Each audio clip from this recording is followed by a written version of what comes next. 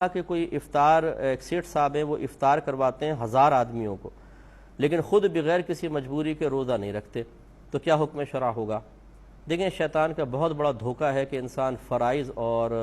واجبات کو ترک کرے اور معاذ اللہ ثم معاذ اللہ سمجھے کہ نفل میں کروں گا تو اللہ تعالیٰ مجھ سے متاثر ہو کر میرے فرائض کی کوتاہی معاف کر دے گا۔ ذرا خود سوچئے کہ فرض کسی نبی سے بھی معاف نہیں ہوئے ہیں، صحابہ کرام سے معاف نہیں ہوئے ہیں، واجب ان سب نے پورے کیے ہیں، پوری زندگی پورے کیے ہیں۔ یہ سیٹ صاحب کوئی نواب آ گیا ہے کہ کھانا کھلا دے اور پھر خود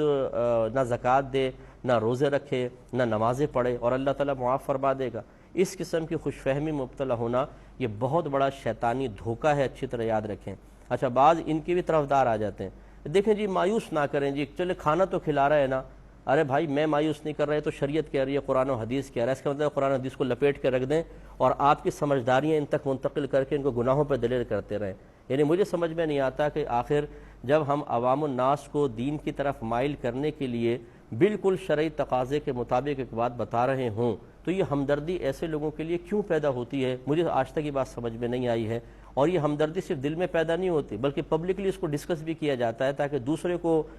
ذلیل کیا جائے، دوسرے کی بات کو بس غلط ثابت کر دیا جائے، ہم زیادہ ہمدرد ہیں۔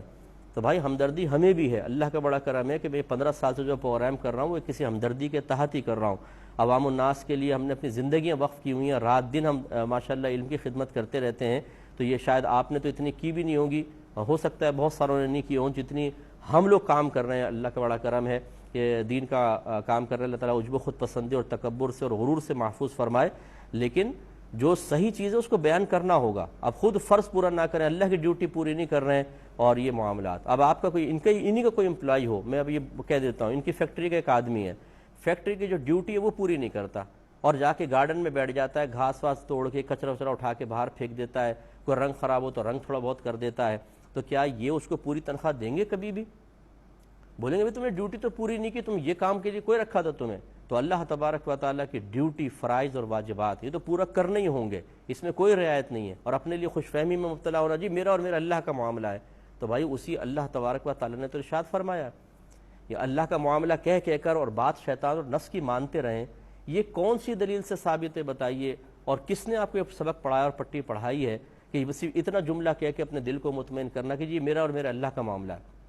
اگر اتنی اللہ سے محبت ہے اور اتنی اللہ تعالیٰ کے ساتھ آپ کے راز و نیاز کی باتیں ہیں تو اپنے محبوب کی بات مانی جاتی ہے، محبوب کے خلاف نہیں چلا جاتا، محبوب کی بات کو ٹالا نہیں جاتا۔ مجازی عشق و محبت میں ہی دیکھ لیجئے، اگر کوئی ایک محبوب دوسرے محبوب کی بات نہ مانے تو کیا محبت قائم رہے گی؟ اس لیے اچھی طریقے سے ذرا ان چیزوں پہ غور و تفکر کرنا